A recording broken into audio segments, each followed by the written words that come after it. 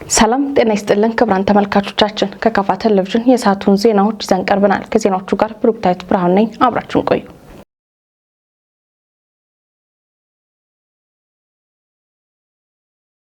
የቡና ጥራት ቁጥጥርና ሰርቲፊኬሽን አገልግሎት በተለያዩ አካላት ድጋፍ የቡና ግብይት ስራ በቦንጋ ማዕከል መጀመሩን የካፋ ዞን ቡና አዘጋጆችና አቅራቢዎች ማህበር ሰብሳቢ ተናግረዋል።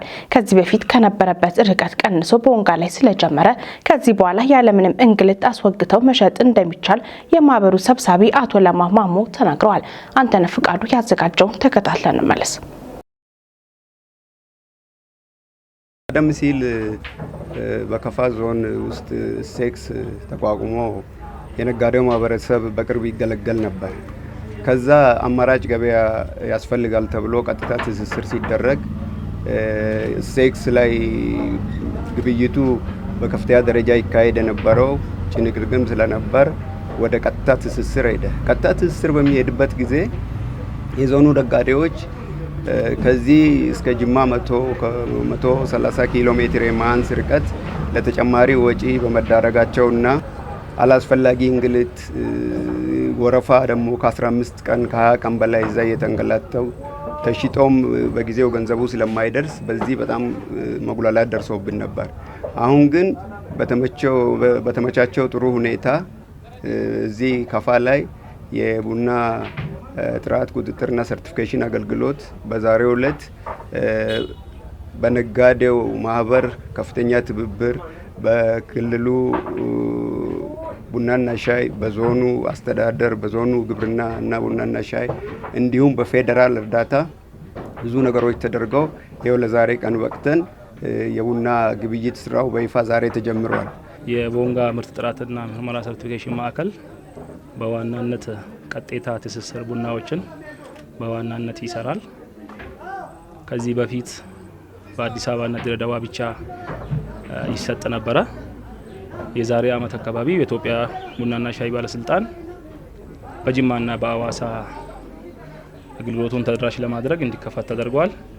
አሁንም ግን በቂ የሆነ አገልግሎት ደንበኞቻችን ያገኙ ስላልሆነ አሁንም በቅርበት ለቡና ቤተሰቦች አገልግሎት ለመስጠት በዛሬው ዕለት በቦንጋ ከተማ በካፋ ዞን በደቡብ ምዕራብ ኢትዮጵያ ክልል አገልግሎት ጀምረናል ማለት ነው። እዚህ መሰረት በካፋ ዞን ያለውም ነጋዴ በየሌሎች በሚዛንም በቴፒም እና በመጀንግር ያሉ ቡና አቅራቢ ነጋዴዎችም ቀደም ሲል ወስደን ስናስመረምር ሰርቲፊኬሽን ስናስደርግ ከነበረበት ርቀት አሁን ቀንሶ ቦንጋ ላይ በመጀመሩ ያላቸውን ቡና እዚሁ አምጥተው ከዛሬ በኋላ ያለ እንግልት አስወግተው ውጤት አውጥተው መሸጥ እንደሚችሉ እየገለጽን ለዚህም ደግሞ እነዚህ ቅድም የጠቀስኳቸው መስሪያ ቤቶች ከፍተኛ ትብብር ስላደረጉልኝ ምስጋናዬን ማቅረብ እወዳለሁ።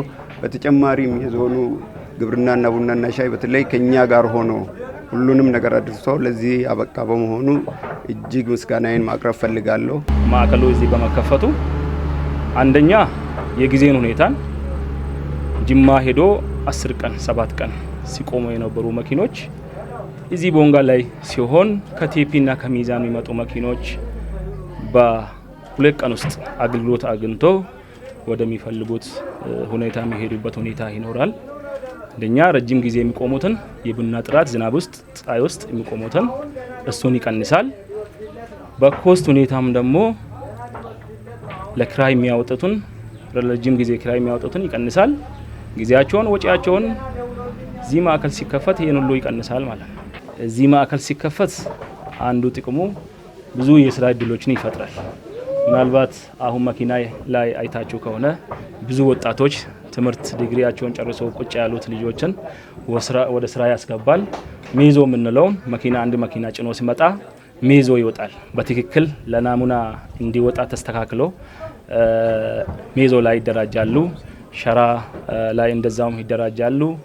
ፕሎምፕ ማሰር ላይም እንደዛ ስለሚደራጁ ቢያንስ ወደ 100 ምናምን ስራ አጦችን እዚሁ ጋር ስራ ይፈጥራል ማለት ነው። በኢትዮጵያ ኦሎምፒክ ኮሚቴ ፕሬዝዳንት ዶክተር አሸብር ወልደ ጊዮርጊስ የተመራ ልዑክ ቦንጋ ከተማ ገባ። ልዑኩ በካፋ ዞን ጊምቦ ወረዳ ጎጀብ ከተማ ሲደርስ የደቡብ ምዕራብ ኢትዮጵያ ሕዝቦች ክልል ምክትል ርዕሰ መስተዳድር አቶ ማስረሻ በላቸውን ጨምሮ ሌሎች የክልሉና የካፋ ዞን ከፍተኛ አመራሮችና የአካባቢው ነዋሪዎች ደማቅ አቀባበል አድርገውላቸዋል። የኦሎምፒክ ኮሚቴው አባላት ከሚመለከታቸው ባለድርሻ አካላት ጋር ውይይት አድርገዋል። ጽዮን ታደለ የክልሉ መንግስት ኮሚኒኬሽን ዘገባን ታቀርባለች። ልኡካን ቡድኑ በቦንጋ ከተማ ግንቦት 2 2016 ዓ.ም አርብ ከሰዓት የፓናል ውይይት ያካሄደ ሲሆን ቅዳሜ ግንቦት 3 2016 ዓ.ም ጠዋት በአደባባይ ላይ በተለያዩ ትርኢቶች ለታዳሚዎች ቀርቦ የቺቦ ማብራትና የሽኝት መርሃ ግብር እንደሚከናወን ይጠበቃል። ኢትዮጵያ ትወዳደራለች ተወዳድራም ታሸንፋለች በሚል መሪ ሀሳብ የ2024 የፓሪስ ኦሎምፒክ የቺቦ ማብራት ንቅናቄ በትግራይ ክልል በመቀሌ ከተማ ተጀምሮ በአራት ክልሎች መካሄዱ የሚታወስ ነው። መርሃ ግብሩ በእግር ጉዞ የተጀመረ ሲሆን የደቡብ ምዕራብ ኢትዮጵያ ሕዝቦች ክልል የኦሎምፒክ ቺቦን በቦንጋ ከተማ በማብራት ለቀጣይ ተረኛው የሲዳማ ክልል እንደሚያስረክብም ተገልጿል።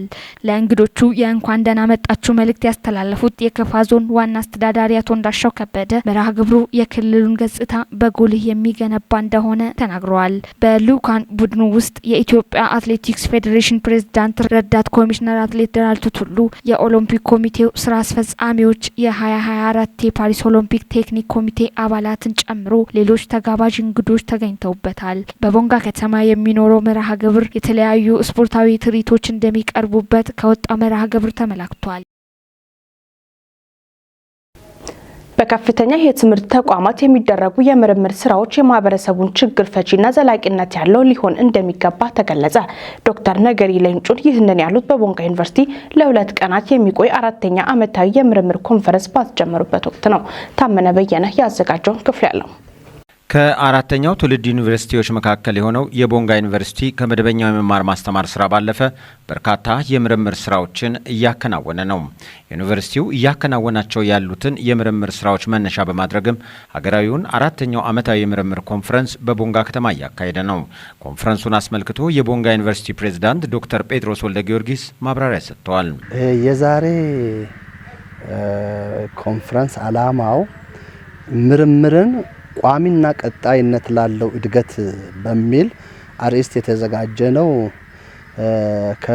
ወደ 30 የሚሆኑ ተመራማሪዎች ወረቀታቸውን ያቀርባሉ። ከተለያዩ ዩኒቨርሲቲ የመጡ ተመራማሪዎች ናቸው እነዚህ ወረቀታቸውን የሚያቀርቡት። እንግዲህ እኛ ትልቅ ትኩረት ለምርምር ሰጥተን ነው የምንሰራው። እውነት ለመንገር ምርምር ከመስራታችን በፊት መጀመሪያ አስታውሳለሁ የዛሬ 5-6 ዓመት አካባቢ መረጃዎችን ሰበሰብንና ለመመራመር የሚያስችሉንን መረጃዎች ሰበሰብንና 3 ነገሮች ላይ ቃለ መሃላ ፈጸምን። አንደኛ ጥናት የምንሰራው ጥናት ሰራን ለማለት ብቻ አይሁን። ሁለተኛ ጥናት የምንሰራው አጥኚውን በገንዘብ ለመደጎም አይሁን። ጥናት የምንሰራው የማህበረሰባችንን ችግር ልንፈታ የሚያስችሉን ብቻ ላይ ትኩረት እናደርጋለን ብለን በተሰበሰቡት በስታፎቻችን ፊትና በሴኔት ፊት ራሱ ተመራማሪዎች ማላ ፈጽመው ነው ወደ ምርምር የገቡት። ፕሬዝዳንቱ በማብራሪያቸው ከራሺያ የመጡ እንግዶች በኮንፈረንሱ ላይ የተሳተፉ ስለመሆናቸው ገልጠዋል። በዚህ የጥናትና ምርምር ኮንፈረንስ ላይ የቦንጋ ዩኒቨርሲቲም እስካሁን ያከናወናቸው የምርምር ስራዎችና የተገኙ ውጤቶች እንደሚቀርቡም ተናግረዋል። ከዚያ በኋላ ግቢያችን ውስጥ ወደ 200 ሄክታር የሚሆን ቦታ ላይ እስቲ አንዳንድ ስራዎችን ብንሰራ የምርምር ውጤት የሆኑትን ወደ ማህበረሰብ ይዘን የምንገባቸውን እንደ ሰርቶ ማሳያ ግቢያችን ውስጥ እንስራልና ሙዝ ላይ በጣም ውጤታማ ሆነን፣ ቡና ላይ ውጤታማ ሆነን፣ ሻይ ቅጠል ላይ ውጤታማ ሆነን፣ ንብ ላይ ውጤታማ ሆነን፣ ከብት ላይ ውጤታማ ሆነን፣ በግ ላይ ውጤታማ ሆነን፣ እንሰት ላይ ውጤታማ ሆነን፣ የተለያዩ ቅመማ ቅመሞች ላይ ውጤታማ ሆነንና ካሁን በኋላ እንደ ተመራማሪ ወደ ማህበረሰቦቻችን ገብተን ብንናገር ብንቆጣ አቅም ይኖረናል። እንደ ግብዝ አይቆጥሩንም። ማህበረሰቦቻችንንም እንቀይራለን ብለን በዚህ የተነሳ ምርምር ላይ ትልቅ ትኩረት ሰጥተን ነው እየሰራን ያለነው። የዕለቱ የክብር እንግዳ ዶክተር ነገሪ ሌንጮ በመድረኩ ላይ ባሰሙት ንግግር በአገሪቱ እየተካሄዱ ያሉ የምርምር ስራዎች የየአካባቢውንና የሀገሪቱን ችግሮች መፍታትን ታሳቢ ያደረጉ መሆን አለባቸው ብለዋል። የክብረ እንግዳው ስራዎቹ ዘላቂነት ያላቸው ሊሆኑ እንደሚገባም አሳስበዋል። የቦንጋ ዩኒቨርሲቲ ምክትል የቦርድ ሰብሳቢ ፕሮፌሰር ክፍሌ ወልደ ሚካኤል በበኩላቸው ዩኒቨርሲቲው በስካሁኑ እንቅስቃሴው በርካታ የማህበረሰቡን ችግር ሊቀንሱ የሚችሉ ተግባራትንና የኑሮ ጫናን ማቅለልን ታሳቢ ያደረጉ ስራዎችን አከናውኗል ብለዋል። አገሪቱ ውስጥ መጨረሻ ላይ ከመጡት ዩኒቨርሲቲዎች አንዱ ነው። ፎርዝ ጄኔሬሽን ዩኒቨርሲቲ ነው የሚባለው። ያው አገሪቱ ውስጥ ካሉት ወደ 50 ከሚሞሉ ፓብሊክ ዩኒቨርሲቲዎች አሁን በአራተኛ ደረጃ ከመጡት ዩኒቨርሲቲዎች አንዱ ነው። በዚህ አጭር ጊዜ ውስጥ ይህ ዩኒቨርሲቲ ስታብሊሽ አድርጎ ልክ እንደተመሰረተ ያለበትን አካባቢ ማህበረሰብ ችግር ለይቶ አውቆ ለሪሰርች ፎከስ መደረግ ያለባቸውን ሁኔታዎች ለይቶ በማወቅ ባለሙያዎች በየወረዳው ዲስትሪቢዩትድ ሆኖ የየማህበረሰቡን ችግሮች እንዲያጠኑ ኒዱን እንዲያጠኑ ለወደፊት ለእድገት ምን አይነት ፖቴንሻል አለው የሚለውን ለይቶ እንዲያውቁና ከዛ በኋላ ያ ነገር አንድ ላይ ተሰብስቦ ትርጉም ባለው መንገድ ምንድነው የሚባለው አናላይዝ ተደርጎ በተሰጠው ውሳኔና ሬኮሜንዴሽን ላይ ተመስርቶ ብዙ ሪሰርቾች ተሰርተዋል። ማለት የምርምር ስራዎች እየተሰሩም ነው።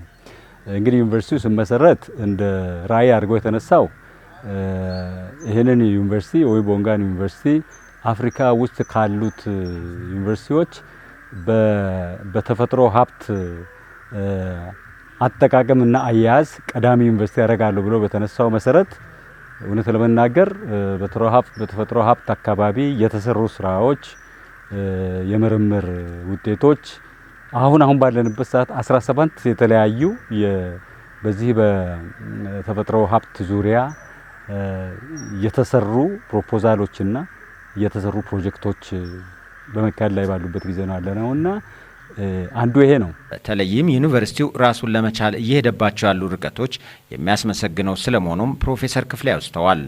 ይሄ ዩኒቨርሲቲ አመራሩና አጠቃላይ ዩኒቨርሲቲ ሰራተኛ ከኪሱ የራሱን ደሞዝ የቆረጠ አቅመ ደካማ የሆኑትን አረጋውያን በራሱ ደሞዝ ከፍሎ ያኖራቸዋል። ይህ አልበቃ ብሎ በየሄደበት ሄዶ እንግዲህ ይሄንን አጀንዳ በየቦታው ፕሬዝዳንቱ ያደረሰ እዚህ ያለው ኮሚኒቲ በበጎ ይሄንን ስራ ጥረት በበጎ ለመደገፍ የፈቀዱ ግለሰቦችም ሁሉ ከኪሳቸው አሁን ይሄ ከመንግስት ወይም ከዚህ ከዩኒቨርሲቲ ባጀት ሄደ ነገር የለውም። አሁን ነገ የሚመረቅ አንድ ሰንተር ኦሬዲ ለአረጋውያን መኖሪያ ተብሎ ለ104 ለሚሆኑ አረጋውያን ተብሎ ተፈጥሯል። ይሄ በጣም ሪማርካብል የሆነ የኮሚኒቲ ሰርቪስ ውጤት ነው። በጣም አስደማሚ ነው። እኔ እንግዲህ ዩኒቨርሲቲ ውስጥ ወደ 27 ዓመት ቆይቻለሁ። እንደዚህ አይነት ብዙ ቦታ ላይ አረጋውያንን ለመርዳት ተብሎ ጥረቶች እንዳሉም እሰማለሁ፣ አውቃለሁ። ነገር ግን በዩኒቨርሲቲ በሃየር ኤጁኬሽን ታሪክ ውስጥ ዩኒቨርሲቲው የራሱን ስታፍ አስተባብሮ ራሱ አመራሩ ከኪሱ የራሱን ደሞዝ ቆርጦ አረጋውያንን ያሰባሰበበት፣ ያኖረበት፣ የመገበበት፣ ቤተሰቦቻቸውን እየጠገነ የሚያኖርበት አሁን አዲስ ሰንተር ፈጥሮ ማዕከል ፈጥሮ ነገ አሁን ሊመረቅ የተዘጋጀ ሰንተር አለ። በዚህ መልክ የሆነ ነገር እኔ ሃየር ኤጁኬሽን ውስጥ አልሰማሁም። ይሄ the first in history እውነት ለመናገር እንደ history of higher education ማለት ነውና ትልቅ ስራ ነው የሚሰራው። የቦንጋ ዩኒቨርሲቲ ልምዶቹን ለሌሎች ዩኒቨርሲቲዎች ማጋራት እንዲችል እንዲህ አይነት መድረኮች ጠቃሚ መሆናቸውንም ፕሮፌሰር ክፍሌ ያስረድተዋል። የደቡብ ምዕራብ ኢትዮጵያ ሕዝቦች ክልል ጤና ቢሮ በጤና ኤክስቴንሽን ፕሮግራም አፈጻጸምና ወረርሽኝ ቁጥጥር ላይ ትኩረት ያደረገ ድጋፍ እንደሚያደርግ ገለጸ። ዘገባው የክልሉ መንግስት ኮሚኒኬሽን ነው። ተጨማሪ አለ።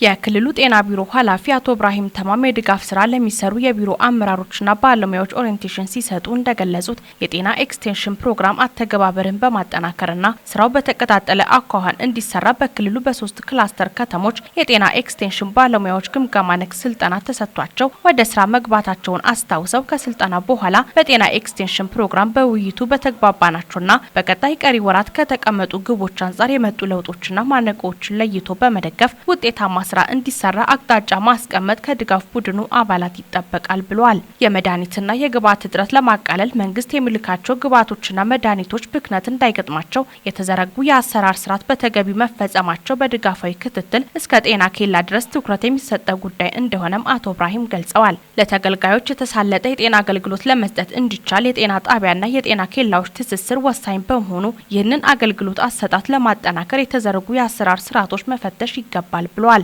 መጪው የክረምት ወራትን ተከትሎ ሊከሰት የሚችለውን የወባ ወረርሽኝን ለመከላከል እየተወሰደ ያለው የመከላከል ስራም እንደሚገመገም ጠቅሰዋል። በመጪው ክረምት ወራት የወባ ወረርሽኝን ለመከላከል 79590 ቤቶችን መርጨት የሚያስችል ኬሚካል እንደሚቀርብ የተገለጸ ሲሆን እስከ ቀበሌ ድረስ በቂ የቅድመ ዝግጅት ስራ በመስራት ለተግባሩ በየደረጃው የሚገኝ አመራርና ባለሙያ ዝግጁ ማድረግ እንደሚገባም አመላክተዋል። ሌሎች ተላላፊና ተላላፊ ያልሆኑ በሽታዎች ለመከላከል የአሰራር ስርዓቶች መዘርጋታቸውን በማረጋገጥ ግብረ መልስ ሊሰጥ እንደሚገባ ገልጸዋል። ድጋፉ በስድስቱም ዞኖች እስከ ጤና ኬላዎች ድረስ የሚደረግ መሆኑን የክልሉ ጤና ቢሮ መረጃ ያመለክታል።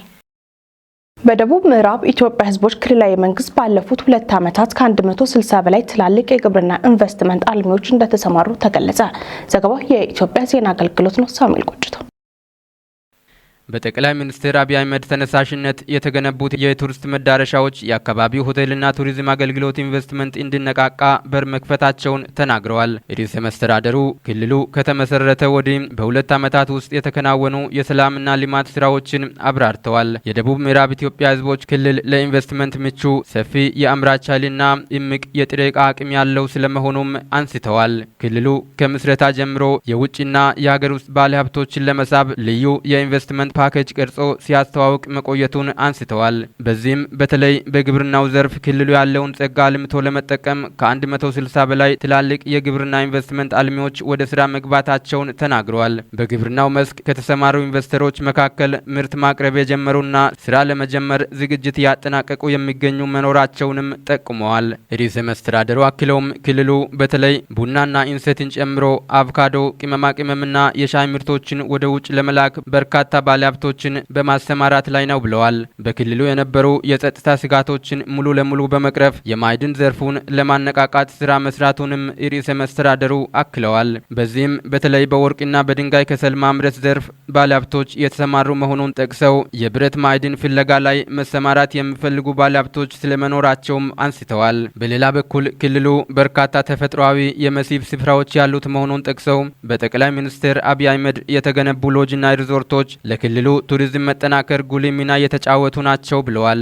አዳዲስ የቱሪስት መዳረሻዎች በርካታ ጎብኚዎችን ከመሳብ ባለፈ የክልሉን ሆቴልና ቱሪዝም ኢንቨስትመንት እንዲነቃቃ በር መክፈታቸውንም አንስተዋል። አካባቢው በግብርናው ዘርፍ በአገልግሎት ሰጪ ተቋማት ምቹ ሁኔታዎች ያሉትና እምቅ ሀብት ያለው በመሆኑም ባለሀብቶች በፈለጉት የኢንቨስትመንት ዘርፍ እንዲሰማሩ ጥሪ አቅርበዋል። ርዕሰ መስተዳድሩ አክለውም መዋዕለ ንዋያቸውን ፈሰስ ለሚያደርጉ ባለሀብቶች አስፈላጊ መንግስታዊ አገልግሎት በተቀላጠፈ ሁኔታ እንደሚሰጣቸውም አረጋግጠዋል።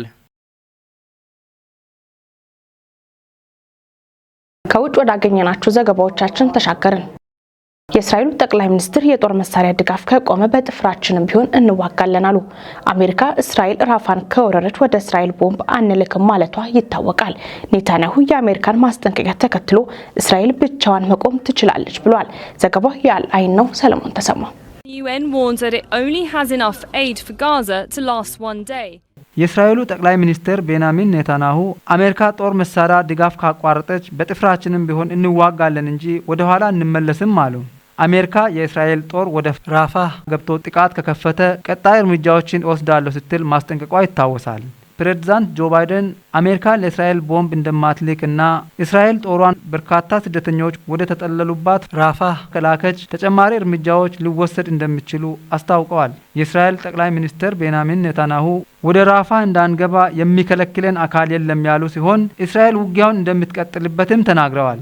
ካስፈለገን ብቻችን መቆም እንችላለን ያሉት ጠቅላይ ሚኒስትር ኔታንያሁ አስፈላጊ ሆኖ ከተገኘም በጣቶቻችን ጥፍሮች እንዋጋለን ብለዋል። የእስራኤል መከላከያ ሚኒስትር ዮአፍ ጋላንትም የአሜሪካ ማስጠንቀቂያ ያጣጣሉ ሲሆን ጠላቶቻችን ይሁን ወዳጆቻችን እስራኤል ለማንም የማትንበረከክ መሆኗን መረዳት አለባቸው ብለዋል። ጠንካራ ሆነን ግባችን እናሳካለን ብለዋል የመከላከያ ሚኒስትሩ ዮአፍ ጋላንት። በተባበሩት መንግስታት ድርጅት የእስራኤል አምባሳደር ግላድ ኤርዳን የአሜሪካ ውሳኔ የሚያበሳጭ ነው ያሉ ሲሆን ዋሽንግተን ለእስራኤል የምትሰጠውን ድጋፍ ማቆም የለባትም ብለዋል። ከአሜሪካ በተጨማሪም ካናዳ እና ሌሎችም የአውሮፓ ሀገራት ለእስራኤል የጦር መሳሪያ እንዳይሸጥ እገዳ ጥለዋል። የአሜሪካ ፕሬዝዳንት ጆ ባይደን ከሲኤንኤን ጋር ባደረጉት ቃለ መጠይቅ ለእስራኤል በሰጠነው ቦምብ ንጹሃን ተገድለዋል ማለታቸው ይታወሳል። ለፍልስጤም ነጻነት እታገላለሁ የሚለው ሐማስ ባሳለፍነው ጥቅምት ወር በእስራኤል ላይ ድንገተኛ ጥቃት ማድረሱን ተከትሎ ነበር ጦርነቱ የተቀሰቀሰው። እስራኤል በሐማስ ታጣቂዎች ላይ ያነጣጠረ ጥቃት ነው ባለችው የመልሶ ማጥቃት ከ34,000 በላይ ፍልስጤማውያን መገደላቸውን መረጃዎች ያመለክታሉ። This is the second day of operations by the Israeli Defense Force in southern Gaza. ክቡራን ተመልካቾቻችን ከካፋ ቴሌቪዥን ለዛቱ ያዘጋጀናቸው ዜናዎች እስካሁኖቹ ነበሩ። ዜናዎቹን እየመራው እኔ ብሩክታይት ብርሃኑ አብሬያችሁ ቆይታ ያደረኩ ከቀሪ የካፋ ቴሌቪዥን መሰናዶች ጋር መልካም ጊዜ